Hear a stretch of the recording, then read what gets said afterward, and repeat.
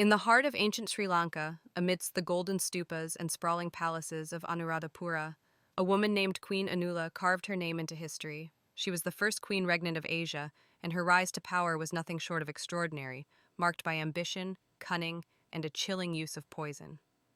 Between 47 and 42 BCE, Anula is said to have eliminated at least 4 husbands and lovers to seize control of a kingdom in turmoil.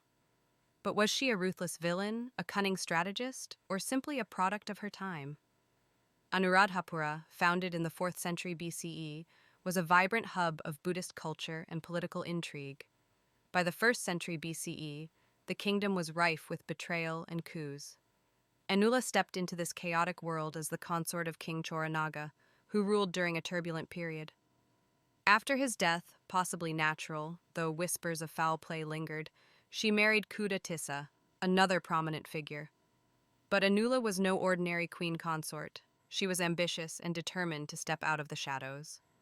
In 47 BCE, Kuda Tissa met a grim fate, allegedly poisoned by Anula herself. Her motives? The chronicles suggest she had fallen for Siva, a lowly palace guard. Anula didn't just want love, she craved power. She placed Siva on the throne, marrying him to legitimize his rule, but his reign was short-lived. Within a year, he too was dead, poisoned, as the chronicles claim, by Anula's hand. This was just the beginning of her deadly game. Over the next 5 years, Anula orchestrated a chilling series of murders. After Siva, she turned to Vatuka, a carpenter, elevating him to the throne. Like Siva, he was a puppet king, and soon he too succumbed to poison. Next came Darubhatika Tissa, a woodcutter, who met the same fate, followed by Nelia, a palace Brahmin. The Mahavamsa claims Anula poisoned at least 4 men, though some accounts suggest up to 6. Each was strategically chosen, married or appointed, and then eliminated when they no longer served her purpose. How did she manage to carry out these murders? Some speculate she used snake venom, a potent poison available in ancient Sri Lanka. The pattern is clear. Anula was a master manipulator, using her charm and position to install puppet kings, only to remove them when they outlived their usefulness. Her actions earned her the nickname the Black Widow Queen in modern retellings. But was she simply a cold-blooded killer, or was she navigating a brutal world where power was the only currency?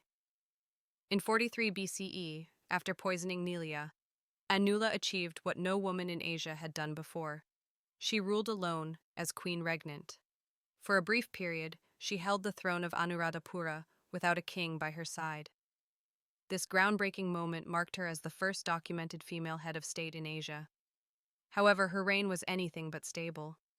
The kingdom was reeling from years of instability, and Anula's bloody rise had made her enemies.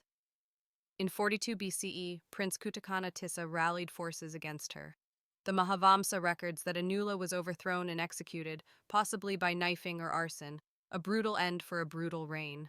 Her 5-year spree of power and poison came to a close, but her story would live on in Sri Lanka's chronicles. Queen Anula's legacy is complex. The Mahavamsa and Dipavamsa, ancient chronicles compiled by Buddhist monks, portray her as a villain, a power-hungry woman who defied tradition. But can we trust these accounts? Written in a patriarchal society, the authors may have had reasons to vilify a female ruler. Some modern historians argue that her story was exaggerated to discourage women from seeking power. Others see her as a product of her time, navigating a cutthroat political landscape where betrayal was common. Compared to figures like Cleopatra, who used alliances and charm to maintain power, Anula's methods were extreme. Yet her brief reign as a solo queen marks her as a pioneer, even if her legacy is steeped in infamy. Today, Anula of Anuradhapura is remembered as both a trailblazer and a cautionary tale, her story sparking debates about gender, power, and historical bias.